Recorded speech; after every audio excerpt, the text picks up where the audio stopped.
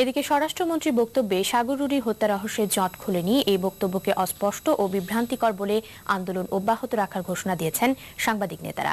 সকালে জাতীয় প্রেস ক্লাবে আন্দোলনরত সাংবাদিক সংগঠনগুলোর নেতারা এক বৈঠক শেষে এই ঘোষণা দেন। 15 অক্টোবর পরবর্তী কর্মসূচি ঘোষণা করা হবে বলেও জানান তারা। হাসান মাহমুদের রিপোর্ট। সাংবাদিক দম্পতি সাগররুনি হত্যার ঘটনাটি দেশব্যাপী যে তোলপাড় সৃষ্টি করেছিল, তার চেয়ে দীর্ঘ 8 মাসেও খুনিদের চিহ্নিত না হওয়ার ব্যাপারটি কোনো অংশেই কম রহস্য তৈরি করেনি।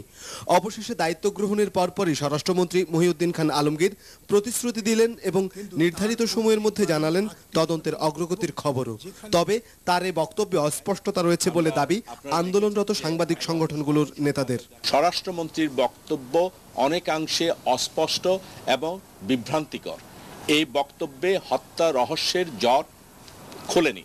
প্রকৃত খুনিরা দ্রুত সময়ের মধ্যে শনাক্ত হবে, বিশ্বাসযোগ্য মোটিভের সন্ধান পাওয়া যাবে এবং হত্যা রহস্যের সুষ্ঠু উন্মোচন সম্ভব হবে। দেশ জুড়ে সাংবাদিক হত্যা নিপীড়ন বন্ধ এবং সকল সাংবাদিক হত্যার বিচার এবং মুক্ত গণমাধ্যম প্রতিষ্ঠার দাবিতে সাংবাদিকদের আন্দোলন অব্যাহত থাকবে।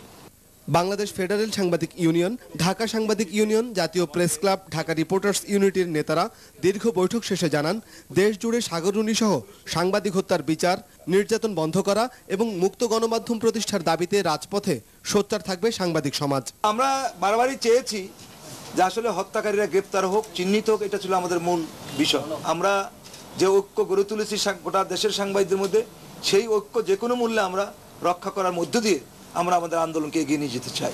15 অক্টোবর সকাল 11টায় জাতীয় প্রেস ক্লাবে সাংবাদিক সম্মেলনের মধ্য দিয়ে পরবর্তী কর্মসূচি ঘোষণা করা হবে বলে জানানো হয়। এছাড়া বৃহস্পতিবার সকালে জাতীয় প্রেস ক্লাবে অনুষ্ঠিত হবে সাগররুনির স্মরণ সভা। Hasan Mahmud, NTV news, Dhaka.